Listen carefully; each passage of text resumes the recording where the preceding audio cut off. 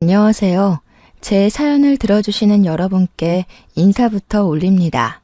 저는 스스로 나이를 먹을 만큼 먹었다고 생각하는 30대 여자입니다.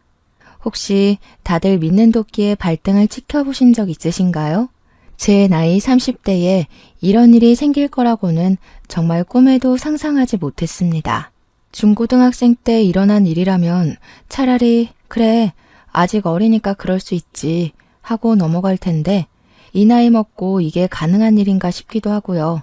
저는 미용고등학교를 졸업하고 미용실에서 샴푸를 하는 일부터 시작해서 지금은 강남의 번듯한 숍 원장 자리까지 꽤 찬 사람입니다. 물론 규모가 큰 숍은 아니지만 직원을 3 정도 두고 있고요.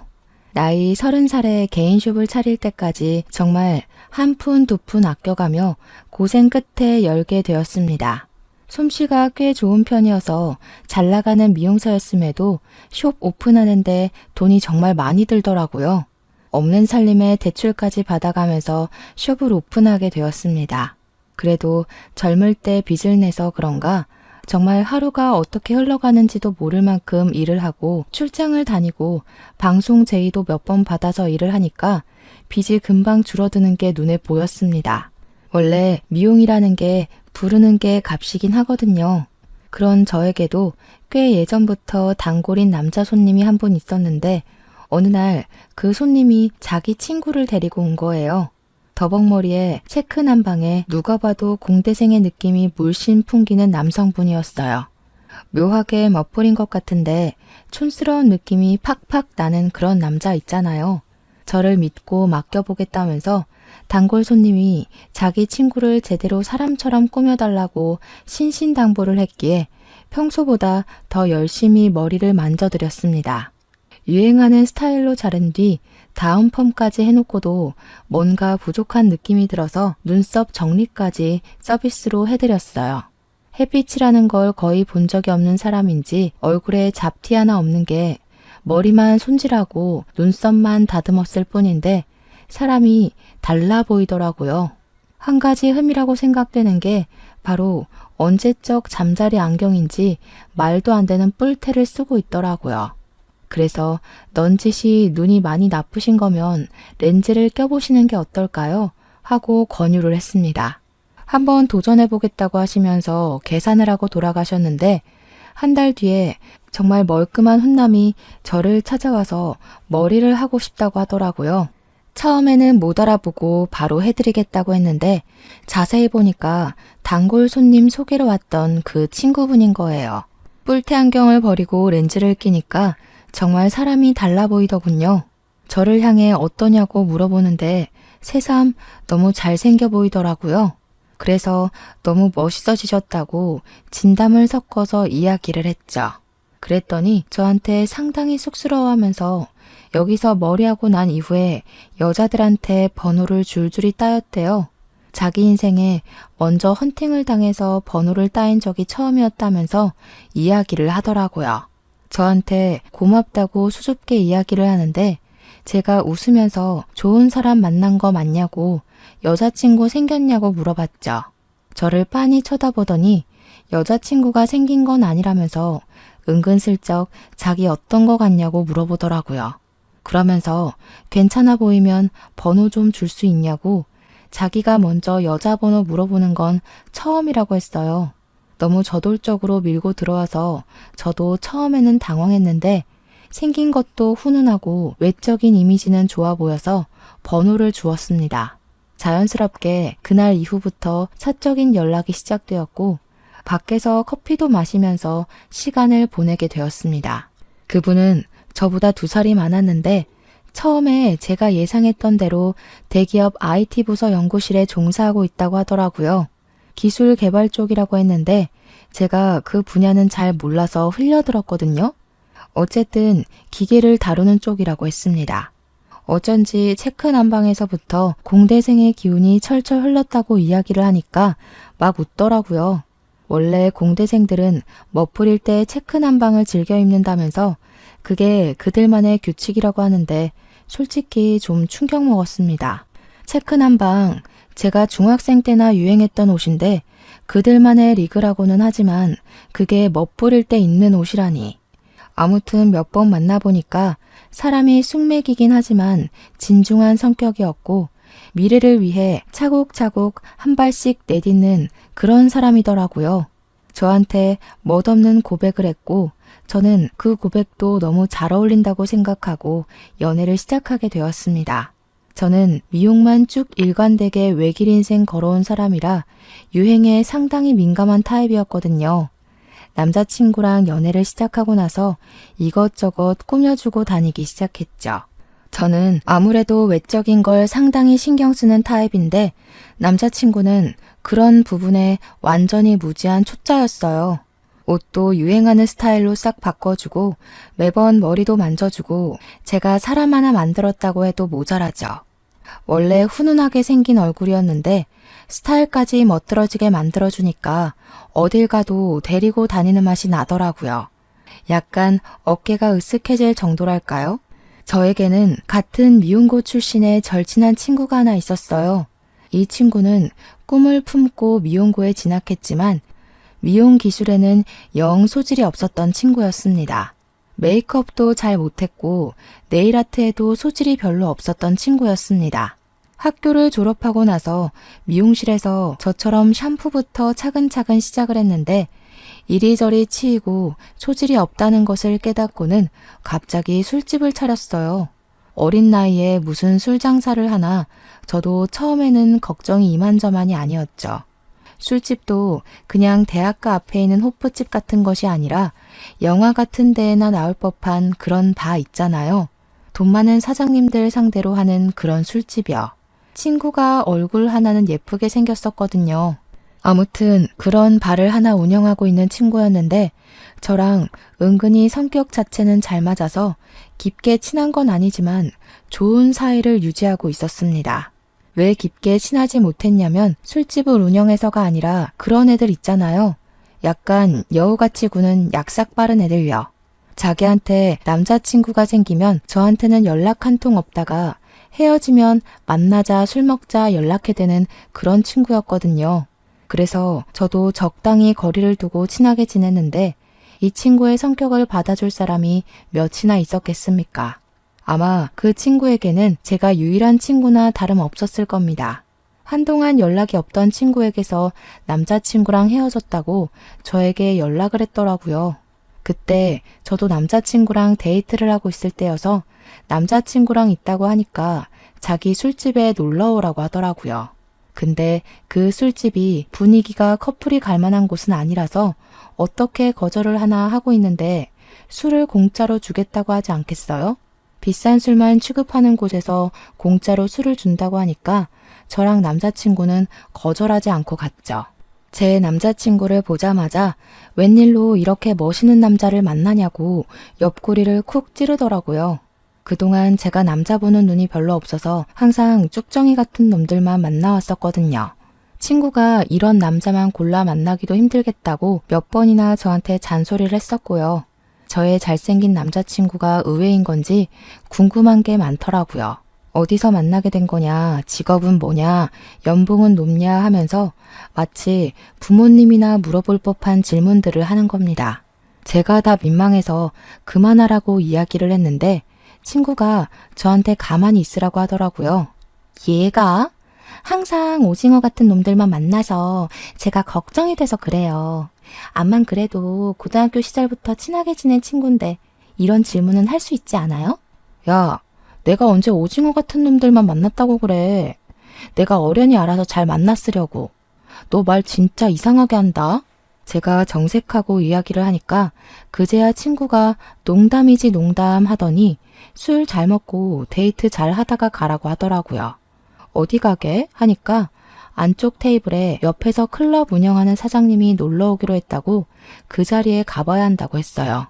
나이를 먹어도 정말 한결같이 사는구나 싶어서 알겠다고 했죠. 저에게 그런 친구가 있다는 걸 남자친구가 어떻게 생각할지 몰라서 조금 부끄럽기도 했어요. 솔직히 그렇잖아요. 여자친구의 친한 친구가 술집을 운영하고 남자라면 사족을 못 쓰는 것처럼 행동한다고 하면 좀 수치스럽지 않겠어요? 그런데 제 남자친구가 순둥이인 건지 아니면 별 생각이 없는 건지 술집을 한번 쓱 둘러보더니 그러더라고요. 이런데 처음 와본다고 자기 친구들 중에는 별 사람이 다 있구나 하는데 그게 정말 신기해서 하는 말 같았습니다. 술집 하는 친구 있다고 편견을 가지면 어떻게 하나 싶었는데 신기하다는 식으로만 이야기하니까 한시름 마음이 놓이더라고요. 그만큼 제가 남자친구를 사랑하니까 잘 보이고 싶은 마음에서 우러나는 마음이었어요. 그날 이후로도 종종 친구네 술집에 가서 술을 얻어먹기도 하고 하면서 연애를 쭉 이어갔습니다. 1년을 훌쩍 넘긴 어느 시점에 친구가 갑자기 연락이 왔어요. 다짜고짜 자기 결혼을 할 거라고 하는데 저는 너무 놀라서 당장 만나자고 했죠. 분명 3개월 전에 마지막으로 친구네 술집에 갔을 때만 하더라도 결혼에 대한 언질은 전혀 없었거든요. 만나는 사람이 있었던 것도 몰랐으니까 갑작스러운 결혼 발표는 충격으로 다가오게 되었습니다. 누구랑 갑자기 결혼을 하냐고 물어보니까 마치 비밀이라도 말하는 듯 저에게 속삭였습니다. 바에 손님으로 드나들던 잘 나가는 사업가를 턱 물었다면서 만난 지 3개월 정도 됐는데 하루빨리 결혼하기로 했다고 하는 겁니다. 제가 마지막으로 바에 방문했던 시점쯤 남자친구가 생겼고 그래서 한동안 저한테 술집에 놀러오라는 연락이 없었던 것이었죠. 저는 3개월 만에 속전속결로 결혼을 한다는 친구가 걱정이 되었고 너무 적게 만나고 결혼하는 거 아니냐고 조금 나무랐어요. 저만 해도 1년을 넘게 연애를 하고 있는데 어떻게 3개월 사람을 겪어보고 결혼까지 한단 말이냐고요. 그러니 저한테 바보같이 굴지 말라고 하면서 돈 많은 냄새가 나면 바로 물어서 결혼을 해야 하는 거라고 하더라고요. 지금 제 남자친구가 직장인이라는 걸 콕 집어 이야기를 하면서 그럴 때는 이 사람 저 사람 눈 돌려가면서 다 재보고 결혼해야 한다고요. 저한테 무슨 바람이라도 피라는 소리인 건지 제 남자친구가 직장인이란 걸 깔보는 듯한 느낌으로 이야기를 해서 기분이 팍 나빠졌죠. 저도 은근히 지고 싶지 않아서 그래서 너 예비 신랑은 뭐 엄청난 부자냐고 물어봤어요. 그러니까 그때부터 자랑질을 해대는데 집도 청담동에 주상복합 살고 돈도 엄청 쓸어담는 사업가라고 침 튀기면서 이야기를 하더라고요. 자고로 남자는 사업하는 사람을 만나야 된다면서 기복이 있긴 하지만 최소 벌어오는 돈이 월에 1,000만 원이라고 하더라고요. 자기가 아무리 강남 한복판에서 술을 팔아봐야 일하는 아가씨들 월급 주고 월세 내면 남는 돈이 별로 없다고 팁이나 좀 챙기면 모를까 하더라고요. 언제부터 이렇게 속물근성이 뼛속까지 스며든 건지 진짜 결혼하고 나면 인연을 끊어내야지 싶었습니다. 친구의 말대로 남편이 사업가로 돈을 좀 벌고 있는 건지 초호화 웨딩을 올리긴 하더라고요. 국내에서 제일 비싸다는 호텔 결혼식을 올렸고 드레스도 반짝반짝 난리가 나서 물어보니까 해외에서 수입한 드레스라고 자랑을 하대요. 이 드레스를 공수하려고 홍콩에 있는 드레스숍에서 빌려온 거라고 결혼식 당일까지도 자랑을 했어요. 그렇게 돈 처바른 결혼식 치고 온 손님의 3분의 1이 술집에 드나들었던 사람이라는 게 아이러니했지만 행복해하니까 됐죠 뭐. 신혼여행도 평범한 곳은 싫다며 엄청 멀리 있는 프라이빗 풀빌라에 간다고 자랑을 저한테 평생 살면서 그런데 한 번은 가보겠냐며 결혼은 신중하게 생각하라는데 고작 3개월 만에 결혼해놓고 신중을 누구한테 할 말인지 아니나 다를까 친구는 결혼을 한 뒤 저에게 연락을 뚝 끊었습니다. 신혼생활 행복하게 하나보다 했지만 배알이 뒤틀리는 건 또 다른 문제더라고요. 저랑 남자친구는 만난 지 2년이 가까워오는 순간에 결혼을 약속하게 되었습니다. 둘 다 돈을 뭐 엄청나게 버는 수준은 아니었지만 또래보다야 넉넉하게 벌었기에 결혼을 준비하면서 서로의 재정 상태를 오픈했어요. 저는 일단 미용실을 오픈한 지 4년 차가 되었지만 대출금은 아직 남아있는 상태였고 남자친구는 모아둔 돈이 8천만 원 정도가 된다고 하더라고요. 시부모님의 도움과 남자친구의 직장인 대출로 신혼집을 구하기로 했고 혼수 정도는 제가 번 돈과 부모님의 도움으로 마련하기로 했습니다. 평범한 다른 사람들과 다름없는 결혼식 준비였습니다. 스드메는 간략하게 웨딩 플래너를 끼고 준비하기로 했고 식장은 웨딩홀을 잡았고요. 제가 결혼한다는 소식을 친구에게 전하자 그때부터 걔가 이것저것 시시콜콜 따지고 들면서 준비하는데 참견을 하더라고요. 그렇게 가성비 좋게 돈 생각하면서 결혼식 해봐야 추억이 쌓이겠냐고 한방 크게 터트려야 하는 거 아니냐고요. 결혼식은 호화롭게 할수록 남들이 부러워하는 거라고 웨딩홀이 뭐냐 적어도 호텔에서는 해야지 하는데 짜증이 났죠. 우리가 좋아서 하겠다는데 왜 자꾸 참견이냐고 우리가 알아서 잘할 테니까 너는 네 남편이나 잘 챙기라고 했습니다. 그랬더니 친구가 저한테 구질구질하게 직장 다니는 남자 만나서 가성비 결혼한다고 선을 딱 넘더라고요. 이래서 돈 많은 사업가를 만나야 팔자가 펴지는 거라고 자긴 지금 너무 행복하다고 하더라고요. 혜정아, 너 기억 안 나? 돈 많은 사업가가 최고라고 하더니 결혼하고 나서 맨날 돈에 허덕이는 거 아니야? 언제더라? 결혼하고 나서 나한테 돈 빌려달라고 했잖아.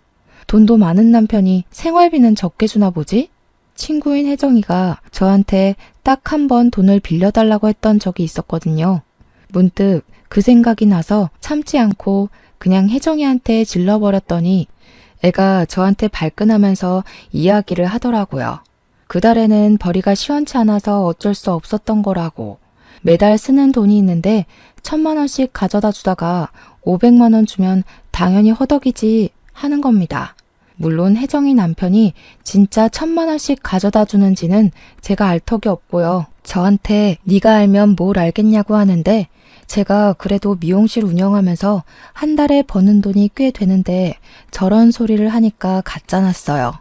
혜정아, 네 가치를 높일 생각을 해야지. 남자한테 기생하는 주제에 남한테 왜 참견이니? 네 남편이 어디 딴 년이랑 바람난 것 같다고 전전긍긍할 땐 언제고. 술 먹으면 버릇이 개 같다면서 신나게 욕했으면서 이제 와서 사업가 남편이 최고라고 허세를 떨어? 됐어. 너 내 결혼식에 참석하지 마. 제가 딱 잘라서 결혼식에 오지 말라고 하니까 혜정이도 기분이 상했는지 안 간다고 하더라고요. 제가 계좌번호 보내면서 내가 보냈던 만큼 축의금은 돌려주라고 했더니 자존심을 부리는 건지 축의금은 그대로 입금했어요. 저는 남편과 사이좋게 결혼식 준비를 이어갔고 결혼식도 많은 사람들의 축복을 받으며 치렀습니다. 신혼여행도 평소 가보고 싶었던 동남아 국가로 다녀왔고요. 혜정이랑 저랑은 인연을 끄는 것이나 다름없기에 결혼식 이후에 연락을 한다거나 혜정이가 운영하는 술집에 간다거나 하는 일도 없었습니다. 남편은 결혼 이후 마음의 안정이 찾아온 것 같다며 더욱더 열심히 직장 생활에 임하기 시작했고 저도 미용실 운영을 하며 빠르게 빚을 갚고 있었죠. 둘이 벌어서 대출금 갚으니까 같은 돈이 나가도 뭔가 더 빠르게 갚아나가는 듯한 기분이 들었습니다. 결혼한 지 한 2년쯤 지났을 때 남편과 저는 슬슬 생활의 안정감을 느끼고 아이를 가져볼까 하면서 자녀 계획을 세우기 시작했습니다. 그런데 그 시기쯤 뜬금없이 연락을 끊고 지냈던 혜정이에게서 연락이 왔어요. 한번 만나줄 수 있겠냐고 연락이 왔지만 저는 대꾸해주지 않고 무시했습니다. 결혼한다고 할 때 축하를 해줘도 모자랄 판에 소금을 팍팍 뿌려대던 계집애가 이제 와서 왜 연락을 하나 싶었거든요. 근데 혜정이는 제가 무시하는데도 계속해서 저에게 연락을 해왔습니다. 딱 한 번만 만나달라고 자기가 다 잘못했다고 너무 힘들다고 징징거리는데 솔직히 그간 알아왔던 정도 있고 걱정은 되더라고요. 무슨 일이냐고 하니까 그날 오후에 제가 일하는 미용실로 찾아왔더라고요. 근데 혜정이 얼굴에 시퍼런 멍자국이 있는 게 아니겠어요? 저는 깜짝 놀라서 혜정이 얼굴을 이리저리 살펴보았죠. 얼굴 왜 이래? 남편이 그랬어? 하고 물어보니까 그때부터 눈물을 왈칵 터트리는데 무슨 일인지 몰라도 일단 토닥여 주었죠. 혜정이가 엉엉 울면서 자기 죽고 싶을 만큼 힘들다고 해서 다 털어놔봐라 했어요.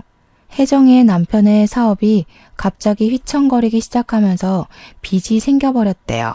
혜정이한테 가게 보증금이라도 당장 내놓지 않으면 망하게 생겼다고 난리를 쳐서 가게도 정리하고 남편 빚 갚는 데 썼다고 하더라고요. 가게를 정리하고 나니까 수입이 전혀 없어졌고 돈이 없어 굶게 생겼는데도 남편은 허구한 날 술만 처먹고 다니더래요.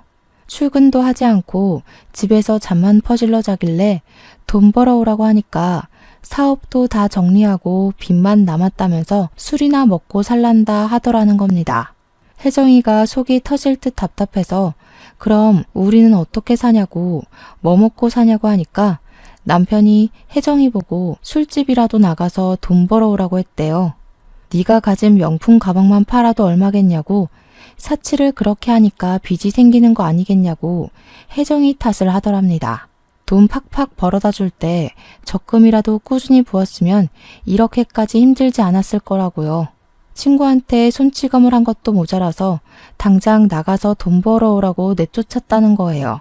혜정이 남편이 자기한테 손찌검을 한 것 자체가 너무 충격적이라 이혼을 하겠다고 이야기를 하니까 더 심하게 굴었다고 합니다. 혜정이 부모님이 일찍 돌아가셔서 혜정이를 돌봐줄 가족도 없었거든요. 혜정이 남편이 혜정이 보고 부모도 없이 술집에서 일하던 거 거둬줬더니 기어오른다고 막말을 하면서 자존심을 짓밟았대요. 결국에는 진단서 끊고 이혼 소송을 걸었는데 남자 쪽에서 위자료 내놓으면 이혼해주겠다고 적반하장으로 나온다고. 그렇게 몇 날 며칠을 소갈이 하다가 문득 제가 너무 보고 싶어서 연락했다고 하더라고요. 저는 혜정이한테 지금 어디서 지내고 있는 거냐고, 설마 그 집에서 남편이랑 같이 지내는 거냐고 물어봤죠. 혜정이가 고개를 절레절레 졌더니 갈 곳이 없어서 모텔방을 전전긍긍하면서 지내고 있었다고. 근데 돈이 다 떨어져서 이제 갈 곳이 없다는 겁니다. 그 말까지 들었는데 제가 어떻게 모른 척을 할 수 있겠어요? 남편에게 대충 이야기를 하고 집에 데려왔죠. 남편이 불편한 기색을 내비치긴 했지만 성품 자체가 모질지 못해서 그런 건지 며칠만 지내게 해주자고 하더군요. 저희가 쓰지 않는 작은 방이 있어서 나중에 아이 생기면 주려고 한 방이거든요. 그 방을 치워서 혜정이에게 쓰라고 했더니 고맙다면서 몇 번이고 고개 숙여서 인사를 하더라고요. 자존심 하나는 하늘을 찌르던 계집애가 저렇게 풀이 확 죽어서 나타나니 마음이 쓰이긴 하더라고요.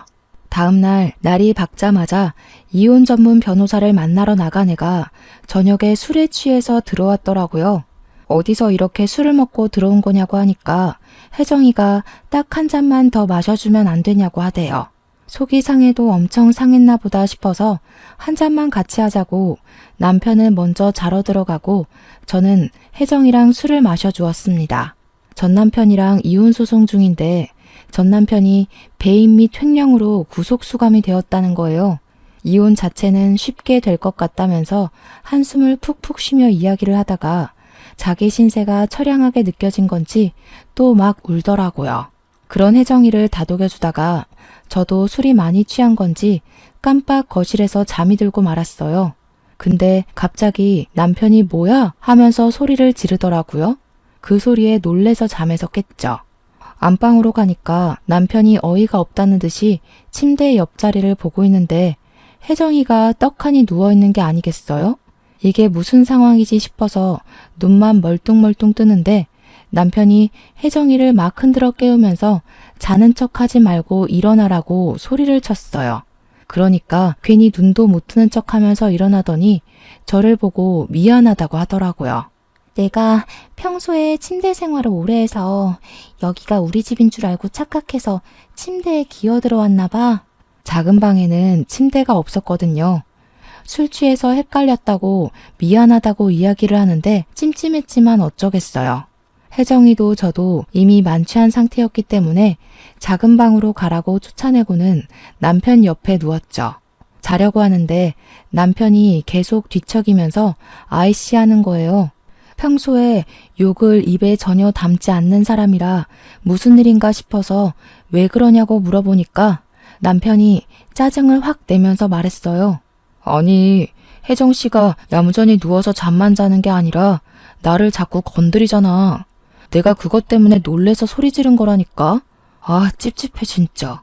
그러면서 언제까지 혜정이를 우리 집에 데리고 있어야 하는 거냐고 기분 나쁘다고 하더라고요. 그 이야기를 듣는데 진짜 소름이 쫙 돋는 거예요. 술 먹는 내내 저한테 혜정이가 넌 좋겠다. 직장인은 월급 밀릴 걱정 없잖아.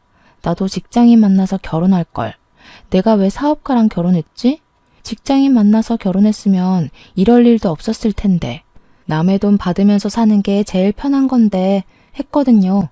그때까지만 해도 저는 웃으면서 직장인 그렇게 무시하면서 사업가가 최고라더니 하면서 약 올리기만 했었고요. 혜정이는 사업가가 최고인 줄 알았는데 제가 잘 사는 거 보니까 자기 생각이 잘못된 것 같다고 이야기했고요. 그런 말을 나눈 다음 제 침대에 누워서 남편을 더듬었다고 하니까 엄청나게 찝찝한 거죠.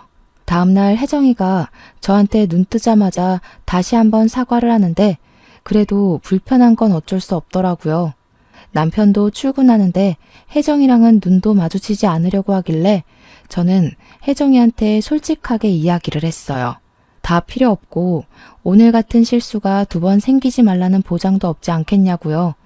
통장으로 30만 원 보내놓을 테니까 모텔에 가든 찜질방에 가든 일단 나가달라고 했죠.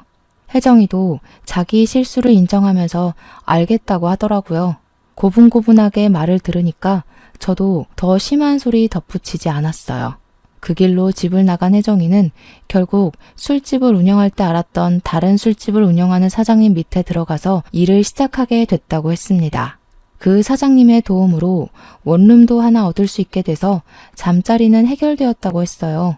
그래도 술판만큼 실적대로 돈을 받아서 생활한다고 하니 다행이라고 했습니다.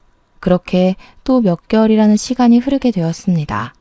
남편이랑 흐지부지 되었던 아이를 갖자는 이야기를 다시 한번 꺼냈어요. 우리도 더 이상 미루면 안 될 것 같다고 이야기를 꺼냈는데 남편이 뜨뜨미시근하게 반응을 하더라고요. 저는 남편의 반응이 이해가 되지 않아서 왜 그러냐고 양가에서도 아이를 기다리고 있는 것 같다. 싫으면 싫다고 말을 해달라고 했습니다. 아이 계획이라는 게 저 혼자만 세워서 될 문제는 아니었으니까요. 그러니 남편이 하는 말이 자기 머리에 원형 탈모가 생긴 걸 혹시 알고 있냐고 묻더라고요. 원형 탈모가 생긴 건 꿈에도 몰랐기에 왜 생겼냐고 언제부터 있었냐고 물어보니까 직장에서 받는 스트레스가 너무 심해서 생겼다고 하더라고요. 원래 같이 일하던 부장님이 퇴사를 하시고 새로운 사람이 들어왔는데 실적에 대한 압박이며 업무량이 몇 배나 늘었다고 너무 힘들다고 하더군요. 그러더니 저에게 넌지시 회사를 그만두고 싶다고 이야기를 하는 겁니다. 우리가 30대 초반만 됐어도 새로운 일을 찾아보자 하겠는데 나이 38살에 일을 그만두면 어떻게 하나 막막한 거죠. 물론 제가 미용실을 운영하면서 한 달에 400만 원 내외로 벌고 있으니까 당장 둘이 생활하기에는 부족함이 없긴 했죠. 그래도 남편이 꼬박꼬박 벌어오던 월급이 있었는데 그게 사라지면 우리 생활비가 반토막이 나는 거나 다름없는 일이잖아요. 대출도 거의 갚았지만 조금 남았고 아이까지 생기면 나가야 할 돈이 한두 푼이 아닌데 돈 걱정이 먼저 되는 건 어쩔 수 없더라고요. 미안하지만 남편에게 직장을 그만두는 것은 반대하고 싶다. 지금 와서 어디에 새롭게 취직을 하겠냐고 했어요. 다른 회사라고 다를 바 없을 거라고 이야기를 하니까 남편이 몰라서 그러는 게 아니라고 자기가 하고 싶은 게 있대요. 뭘 하고 싶냐고 하니 자기 가게를 차리고 싶다고 하더라고요. 너무 뜬금없는 소리라서 무슨 가게를 차리겠다는 거냐고 하니까 음식점을 차리고 싶대요. 음식점은 뭐 아무나 하는 건가요? 절대 반대라고 말렸죠. 남편이 특색 있는 요리를 할 줄 아는 것도 아니고 전문성이 있는 것도 아니었어요. 남편을 설득하기 위해 저도 조금 큰 소리를 낼 수밖에 없었습니다. 막말로 당신이 자격증이 있냐, 뭐가 있냐, 아무거나 팔면 장땡이라고 생각하는 거냐, 그런 식으로 하면 돈만 날리는 거라고 했습니다. 집에서 요리 한 번을 한 적이 없고 설거지 한 번 도와준 적 없으면서 무슨 음식점 장사를 하겠다고 하냐고 양심 좀 챙기라고 했죠. 그러니까 남편이 하는 말이 비싼 안주랑 와인 한잔 할 수 있는 소규모 모임용 라운지바 같은 걸 운영하고 싶다고 하대요. 어차피 안주에 심혈을 기울일 필요도 없고 주류 종류만 잘 갖다 놔도 장사는 잘 될 거라면서요. 회사 생활하면서 그런 곳을 한번 가봤는데 너무너무 좋고 조용하고 스트레스도 받지 않을 것 같다고 하더군요. 저는 술집이라면 혜정이부터 떠올랐기에 절대 안 된다고 술집은 반대라고 했습니다. 결국 그날 의견 차이가 좁혀지지 않아서 싸움만 내리하고 저는 미용실에 출근을 했는데 혜정이가 머리를 한다고 찾아왔더라고요. 새로 옮긴 가게에서 돈을 좀 버는 건지 어느 날부터 다시 본인을 꾸미고 다니기 시작했어요. 제가 머리를 만지는 내내 한숨을 푹푹 쉬니까 혜정이가 무슨 일 있냐고 물어보더라고요. 그래서 솔직하게 다 말을 해줬습니다. 남편이 직장을 그만두고 무슨 라운지바 같은 걸 차리고 싶어 한다고요. 혜정이가 이야기를 듣더니 아이디어가 너무 좋다면서 그런 곳이 장사가 잘 된다고 술집이 얼마나 남는 장사인 줄 아냐고 하더라고요. 제 남편에게 팁을 좀 주고 싶으니까 한번 자리를 마련하라고 하는데 제가 딱 잘라서 거절했죠. 직장을 그만두게 할 마음도 없고 그런 사업을 시킬 마음도 없다고 괜한 헛바람 넣지 말라고 했어요. 근데 이 망할 계집애가 꾸역꾸역 집까지 찾아온 거예요. 이야기를 좀 들었는데 라운지바를 하고 싶다고 하셨다면서요? 아이디어 너무 좋더라. 요즘은 소규모 가게도 많이 늘었고 가격만 좀 비싸게 해서 팔면 엄청 남는 장사야. 그 말에 남편 눈이 반짝이더니 둘이 무슨 절친이라도 된 거 마냥 가게 이야기를 막 늘어놓더라고요. 남편은 이런 가게는 어떤 것 같냐 하고 혜정이는 너무 좋다 하면서 술 유통 쪽에 관심이 생기면 연락 달라고 둘이 번호 교환까지 하는 게 아니겠어요? 보는 저만 완전히 속 터지고 환장하는 거죠.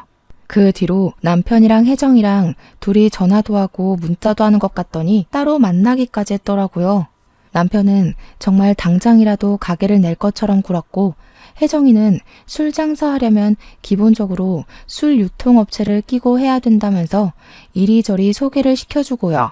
제가 그때마다 절대로 안 된다고 꿈도 꾸지 말라고 화도 내고 애원도 하고 남편을 다잡았죠.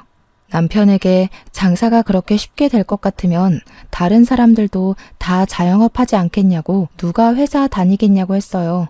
이미 남편은 마음을 굳힌 건지 뭔지 제 말은 듣지도 않더라고요. 제가 계속 귀에 딱지가 않도록 이야기하니까 저한테 서운하다고 하면서 자기가 회사 생활하면서 이렇게 스트레스를 받고 고생하는데 왜 마음을 몰라주냐고 하더라고요. 제가 남편의 마음을 모르는 건 아니죠. 단지 혼자 사는 게 아니라 둘이 함께 살고 있는데 저러니까 말리는 거죠. 남편은 정말 서운하다 하더니 어느 날부턴가 저와의 대화 자체를 피하기 시작했습니다. 그렇게 서먹서먹한 부부관계가 유지된 지 2달 만에 남편이 통보를 했습니다. 사직서를 냈고 처리까지 다 되었다고 퇴직금을 받았고 이걸로 가게를 차릴 거야 하고요. 제가 진짜 너무 어이가 없어서 남편이랑 피 터지게 싸웠어요. 그리고 남편은 저에게 반항이라도 하는 것처럼 집을 나가버렸습니다. 집 나가서 고생해봐야 정신을 차리려나 싶어서 곧 들어오겠지 두고 보자 절대로 반대한다 하고 마음을 단단히 먹었습니다. 근데 남편이 하루가 지나고 3일이 지나고 일주일이 지나도 들어올 생각을 하지 않는 거예요. 시댁에 갔나 싶어서 은근슬쩍 안부 전화하는 것처럼 연락을 했는데 시댁에도 가지 않은 것 같더라고요. 이 인간이 어디서 뭘 하고 있는 건지 속이 타서 결국엔 2주일째 되는 날 제가 먼저 연락을 했습니다. 그러니까 남편이 시큰둥하게 저한테 어디서 뭘 하고 있든 관심도 없더니 왜 이제 와서 연락을 하냐고 하는 거예요. 저는 순간 너무나도 당황스러웠죠. 이게 몇 년을 같이 산 부부가 할 이야기인가 싶었고요. 남편한테 전화로 이야기하면 오해가 쌓일 것 같으니 얼굴 보고 이야기하자고 하니까 알겠대요. 남편이 집으로 돌아오면 될 일을 굳이 밖에서 이야기하자고 해서 약속 장소를 잡고 나가서 만났습니다. 저한테 통보하듯이 이야기를 하더라고요. 가게 자리 괜찮은 걸 봐서 계약까지 했다고요. 밖에 나가서 지내는 동안에 부동산을 엄청 돌아다녔고 계약도 하고 인테리어 업자까지 다 만나서 계약금을 걸었다는 겁니다. 이미 모든 일을 다 버려놓은 남편에게 제가 무슨 말을 더 할 수 있겠습니까? 제가 입을 꾹 다물고 아무 말도 하지 않자 남편은 저에게 너무나도 실망했다며 이야기를 이어나갔습니다. 자기가 원형 탈모까지 왔다고 회사 일이 힘들어 죽겠다고 하는데도 어떻게 돈돈거릴 수가 있냐고요. 한동안 생각 정리가 필요할 것 같아서 며칠 더 밖에서 지내겠다고 통보를 또 하더라고요. 저는 남편의 그 말이 너무나도 충격적이라 다른 말은 귀에 들어오지 않았습니다. 밖에서 며칠 더 지내겠다는 말은 즉슨 저와 별거를 하겠다는 말이나 다름없었으니까요. 속으로 저도 자책을 많이 했죠. 돈돈거릴 게 아니라 남편의 마음을 좀 더 헤아렸어야 하는 건가 싶어서요. 그렇게 남편이 집을 나간 지 한 달하고도 2주일이 더 지났을 때 저는 아주 충격적인 일을 겪게 되었습니다. 남편이 없는 집이 너무나도 공허하고 쓸쓸해서 오랜만에 혜정이나 볼 겸 술을 잔뜩 사들고 혜정이가 사는 원룸에 찾아갔어요. 벨을 누르니 문이 열렸는데 거기서 우리 남편이 떡하니 나오는 게 아니겠습니까? 배달 음식이라도 시킨 거였는지 지갑을 열면서 나오던 남편이 저를 보고 놀래더라고요. 남편은 러닝 셔츠 차림에 트렁크 팬티만 입은 채로 굳어 있었어요. 저는 남편의 행색을 보고 이게 지금 무슨 일인가 싶어서 둘이 뭐 하는 거냐고 물어봤죠. 제가 문을 열고 들어가니 혜정이도 잔뜩 굳은 채로 저를 바라보고 있더라고요. 너무 어이가 없어서 집에 신발도 벗지 않고 들어가서 혜정이의 머리채를 잡아 낚았습니다. 그러니 남편이 저를 말리면서 그만두라고 소리를 치는 게 아니겠어요. 이게 무슨 상황인가 어질어질했죠. 남편이 혜정이를 꽉 끌어안으면서 저에게 소리를 쳤어요. 혜정이 뱃속에 지금 내 아이가 있다고. 그만둬. 아이라니? 지금 이게 다 무슨 소리야? 그러니 혜정이가 미안하다고 하면서 이야기를 하더라고요. 그러니까 남편이 집을 나간 날 혜정이를 만났고 그날 혜정이네 집에서 잠을 자게 된 것이었습니다. 제가 연락도 하지 않고 찾지도 않으니 그대로 둘이 같이 지내기 시작한 거예요. 저는 계속 식당은 안 된다고 반대만 하는데 혜정이는 다 잘 될 것 같다면서 응원을 해주니까 혜정이에게 빠져들게 된 거죠. 저를 만나서 생각 정리를 해야겠다고 한 것도 혜정이가 임신한 사실을 알게 되어서 혜정이 옆에 있으려고 술을 쓴 거였어요. 둘 다 저한테 미안하다고 하면서 운명의 상대를 이제야 만난 것 같다고 하는데 말이 안 나오대요. 하룻밤 사이에 덜컥 임신을 했는데 이게 운명의 상대가 아니면 뭐겠냐고 임신 8주 됐다고 하더라고요. 그러면서 남편이 저에게 이혼을 하자고 위자료로 5천만 원을 주겠대요. 네가 돈이 어디 있어서 나한테 5천만 원을 주겠다는 거야? 우리 아파트 정리하면 훨씬 더 나올 거야. 그거 너 다 가져. 대신 우리 깔끔하게 이혼만 하자. 저는 뒤도 돌아보지 않고 그 집을 나와 저의 집으로 돌아왔습니다. 한 3일은 내리 울기만 했던 것 같아요. 깊은 배신감에 치를 떨다가 정신을 차리기 시작했죠. 돈도 개뿔 없고 일도 때려치운 백수새끼 제가 데리고 살아서 뭐하나 하는 생각을 주입하기 시작했어요. 횡령 및 배임으로 구속 수감되어 있다는 친구의 전남편이 생각나서 교도소로 찾아갔습니다. 그러다 아주 뜻밖의 사실을 알게 되었어요. 둘의 이혼 소송이 아직도 마무리가 되지 않았더라고요. 재산 분할과 위자료 싸움으로 이혼 마무리가 되지 않고 개싸움 중이라고 하는 게 아니겠습니까? 그래서 저는 모든 사실을 말해주었죠. 혜정이가 지금 제 남편의 아이를 임신했어요. 저는 상간녀 소송 걸기로 마음먹었으니까 그쪽도 소송 뒤집으세요. 그 말에 혜정이 전 남편은 변호사를 통해서 혜정이가 먼저 바람을 피웠고 자기한테 이혼하자고 뒤집어 씌운 거라고 말을 바꿨습니다. 뱃속에 있는 아이가 그 증거라고 하니 혜정이 측에서도 반박할 수 없게 되었죠. 결국 소송판 자체를 뒤집어 엎어서 없던 일로 만들어버린 겁니다. 한마디로 남편과 혜정이는 호적으로 묶일 수 없는 사이가 된 거죠. 무려 남편의 아이를 임신했음에도 불구하고요. 저는 차근차근 주변 정리를 시작했습니다. 집은 처음 살 때보다 시세가 올라서 집을 팔아 대출금을 모조리 갚고 남은 돈은 남편의 바람대로 제가 다 가졌습니다. 미용실 근처에 투룸을 얻은 뒤 상간녀 소송을 걸어버렸죠. 혜정이는 저에게 3천만 원을 배상하라는 결과를 받게 되었고요. 시댁에서는 모든 사실을 알게 된 후 저에게 미안하다고 몇 번이나 사죄의 전화를 거셨어요. 앞으로 아들 새끼는 없는 셈 치고 살 거라면서 이혼하고 새 출발하는데 보태라며 2천만 원이나 제 계좌로 보내주셨습니다. 제가 뭐 거절할 이유가 있을까요? 감사합니다 하고 받았죠. 저는 남편하고 이혼을 했는데 혜정이는 이혼도 못했다고 하더라고요. 혜정이 남편이 감옥에서 자기 빚 갚게 2억을 해주면 그땐 이혼을 해주겠다고 했대요. 유책 배우자로 찍힌 혜정이는 점점 배는 불러오는데 이혼 소송도 못하고 이혼 자체에 희망이 없으니 난리가 났고요. 제 전남편 또한 자기 자식이 남의 호적에 올라가게 생겼으니 발만 동동 구르고 난리가 났죠. 결국 다시 대출받고 퇴직금 받은 거며 뭐며 수중에 있는 돈 다 합쳐서 2억을 해줬다고 하더군요. 시댁에서는 없는 자식 취급하기로 했다는 말을 지키신 건지 한 푼도 도와주지 않았대요. 그렇게 이혼을 서로 마무리 짓고 혼인신고만 겨우 해서 살고 있다고 하더군요.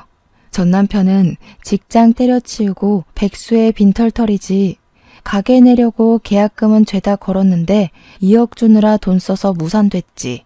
친구는 임신까지 한 마당에 술집에서 일을 할 수 없으니까 둘 다 손가락만 쪽쪽 빨고 있다대요.